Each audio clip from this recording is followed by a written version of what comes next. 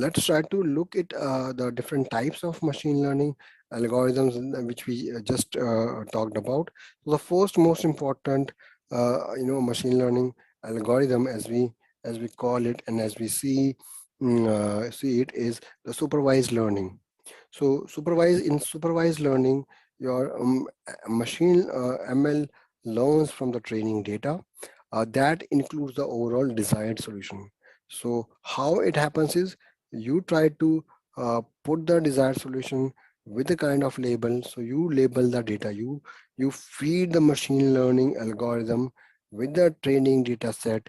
These training data sets are already labeled.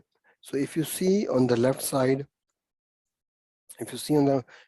you have your machine learning algorithm and then you feed the machine learning algorithm with a training data set, and these data sets are already labeled.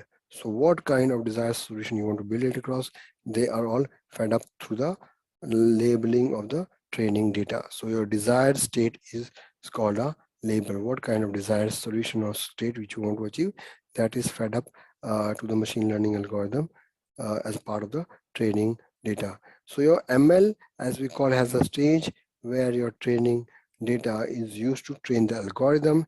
And once these training algorithms have been trained, once these machine learning algorithms has been trained, the ML systems can then basically tell us something about the new data, right? So once you have fed these training data, which is a label data, and once the ML algorithm have been trained, if you try to feed in new data to the ML solutions, you can try to find the prediction for it, right? Once trained, your ML system can tell you about the new data which has come up across, right? So algorithms basically help you to map the input to the output. You will be able to classify, you will be able to get the kind of trend which is there, right? So you will be able to carry out the labeling for the new data which has come across. So once you have the training data which is fed to the machine learning algorithm, and these are the label data, and when you give the new data based on the kind of learning which is done, you can create the new data can be labeled to what kind of output is that, right? So that's the supervised learning, where your algorithms are fed with the training set which are already labeled. So the second set of machine learning algorithm, as we call, is called unsupervised learning. So in the unsupervised learning, as we see, your machine learn your machine ML algorithm basically learns from the training data that doesn't include any kind of desired solution. So if you see your machine learning algorithm, you are feeding lots of data, which is called a training set of data, to the ML algorithm, but then these training data are not labeled. So you cannot label them. So these training data is not labeled, right? So it finds, so as a part of unsupervised learning, it try to find the trends, it try to find the patterns, and then it try to group them across. So the machine learning or ML has a stage where the training data is used to train the algorithms.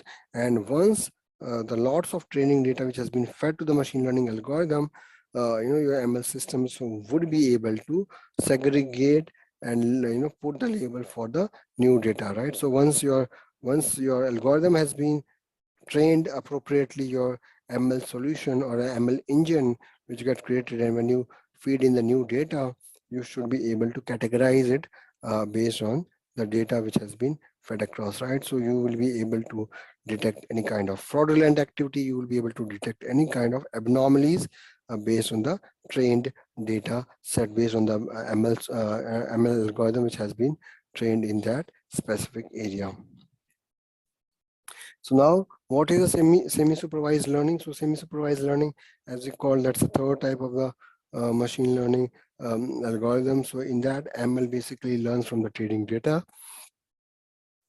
which basically include some labeled data and some of them as a unlabeled data, right? So you have your machine learning algorithm which will pass on through the training data, and this data comprises of some of the labels and some of them doesn't have any label across. So your ML algorithm is fed with the semi or some of the training data have labels, some of them doesn't have it. So it passes through that kind of data. So once your algorithm is trained, your machine learning systems can then tell something about a new data, right? So once you have the algorithm which is fed through the likes of training data, which is labeled and unlabeled, the kind of algorithm which you now use it for predicting a new data, you should be able to categorize it under the kind of labels that, whether it's a label A, whether it's label B or unknown, right? So how you try to put across, so you will be able to actually predict it across, right? So so you try to so the examples are the photo labeling, right? So suppose if you feed in say 10,000 records of photos to your machine learning algorithm.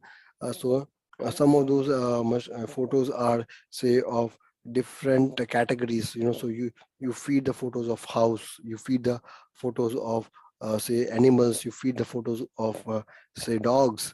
So when you put some of those different feeds of photos which is there, and then some of them you label them, and for some of them you don't label, right? So with the kind of pattern of information being fed across the machine learning algorithm, if you put a new data, and you can classify them under whether it's a under which category. So that is the part of the semi-supervised learning, as we call it, under the machine learning algorithm. So the next is the next important type of algorithm, as we call, is called a reinforcement learning. So in the reinforcement learning, that is again a very good algorithm way. That's again one of the great way of learning the machine learning algorithms.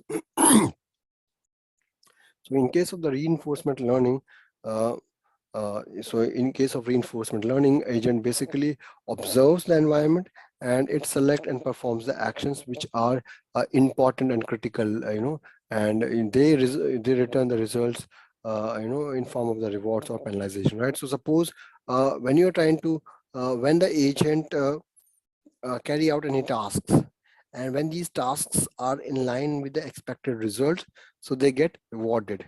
And when the agent try to carry out a task which is not in line with the results, then they get penalized. So it is through the likes of the rewarding and penalization mechanism, these algorithms uh, are trained, and that's how they they try to do the actual predictions based on the reward and penalization mechanism, right? So the learning finds its own strategy, which we call as a policy, and the agent will always try to maximize the rewards over a period of time, right? So once the agents are trained, your machine learning systems can use them, can use a policy to achieve the right set of goals, right? So as we called, the various robot controls, the factory automation, the scheduling planning, or any kind of planning activity, right? Your schedulers, your airport planning activity. So there are various kind of supply chain scheduling activities. So all these include the reinforcement learning mechanism, where you try to reward the agent if the expected results are in line with your expectation, and you try to penalize the agent if they are not in line with it.